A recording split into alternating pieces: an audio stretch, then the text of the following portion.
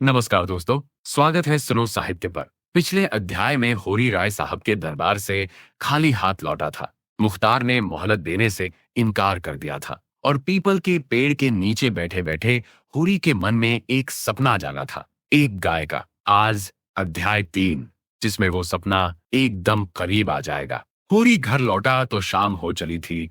धनिया चूल्हे के पास बैठी रोटियां सेक रही थी। गोबर बाहर खाट पर लेटा था। सोना और रूपा आंगन में खेल रही थी। होरी ने आकर चुपचाप खाट पर बैठ गए, कुछ बोले नहीं। धनिया ने एक नजर देखा, समझ गई मालिक के यहां से खाली हाथ आए हैं। उसने कुछ नहीं कहा, बस एक रोटी और थोड़ा नमक सामने रख दिया। रात को जब सब सो गए, होरी देर तक जागता रहा, छत पर टकटकी लगाए। मन में वही एक विचार घूम रहा था, गाय, एक गाय, बस एक गाय होती तो। अगले दिन सुबह की बात है। होरी अभी अपने खेत की मेड़ पर बैठा ही था कि सामने से एक आदमी आता दिखा।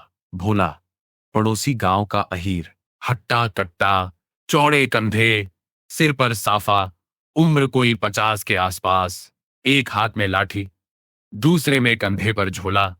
होरी ने उठकर हाथ जोड़े, भोला भाई, कहां से? सब ठीक तो है? भोला ने हंसते हुए कहा, ठीक ही है होरी भाई, बस जरा काम था इधर। चलो थोड़ी देर बैठते हैं। दोनों मेड़ पर बैठ गए। बातें होने लगीं, खेती की, फसल की, बारिश की, जमींदार की। फिर भोला ने एक बात कही जिसने होरी के कान खड़े कर दिए। होरी भाई, एक गाय है मेरे पास, अच्छी है, दूध देती है, पर मेरे घर में अभी जरूरत नहीं। सोचा किसी काम के आदमी को दे दूं। होरी का दिल एक धड़कन के लिए रुक गया। गाय, जिसके बारे में वो रात भर सोचता रहा था, वो अपने आप चलकर आ गई थी, जैसे भगवान ने सुन लिया हो। होरी ने बड़ी सावधानी से पूछा, कितने में दोगे भोला भाई? भोला ने थोड़ा सोचा, 80 रुपए। होरी के मन में हिसाब लगा, 80 रुपए इतने कहाँ हैं? घर में लगान भरना बाकी है, गोबर की शादी करनी है, खेत की मरम्मत करनी है। लेकिन होरी ने कहा, ठीक है भोला भाई, हो जाएगा। कैसे होगा यह होरी को नहीं पता था, लेकिन वो जानता था यह मौका छोड़ा तो फिर नहीं आएगा। घर आकर होरी ने धनिया को सब बताया। धनिया पहले तो चुप रही, फिर बोली, 80 रुपए। और घर में है कितने? होरी ने धीम से कहा, 20 के आसपास। धनिया ने आंखें तरेरी, बाकी 60 कहां से आएंगे? होरी ने समझाया, देखो धनिया, गाय आ जाए तो दूध बिकेगा, कर्ज उतरेगा, बच्चों को दूध मिलेगा। एक बार मौका आया है, चूकना नहीं चाहिए। धनिया कुछ देर सोचती रही। वो जानती थी होरी सही कह रहा है, एक गाय से घर का हाल बदल सकता है।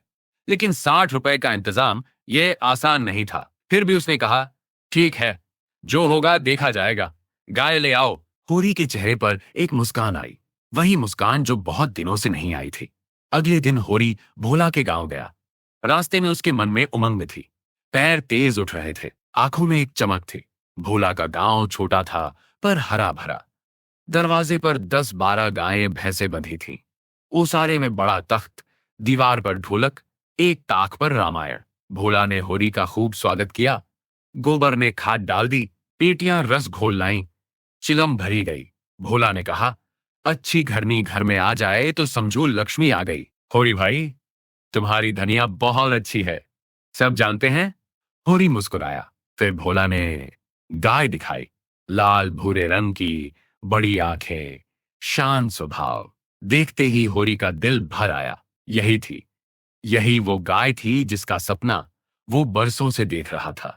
होरी ने गाय की पीठ पर हाथ फेरा, जैसे किसी अपने को छू रहा हो। पैसों की बात हुई, तय हुआ 20 रुपए अभी, बाकी 60 बाद में। भोला मान गया, क्योंकि होरी पर उसे भरोसा था। शाम को होरी गाय को लेकर घर लौटा। धनिया दरवाजे पर खड़ी थी। गाय को देखकर उसकी आंखें चमक उठीं। बच्चे दौड़ते हुए आए। सोना, रूपा, गोबर, सबने गाय को घेर लिया। होरी ने गाय को आंगन में बांधा और पहली बार बहुत दिनों में उस छोटे से घर में एक सच्ची खुशी थी। तो दोस्तों, अध्याय 3 में होरी का सपना पूरा हुआ, गाय आ गई, लेकिन साथ आया 60 रुपए का कर्ज, और कर्ज के साथ आती है मुसीबत। अगले अध्याय में देखेंगे कि ये गाय होरी के लिए खुशी लाती है या नई परेशानी। तो लाइक करें, सब्सक्राइब करें, बेल आइकन दबाएं। मिलते हैं अगले अध्याय में। नमस्कार।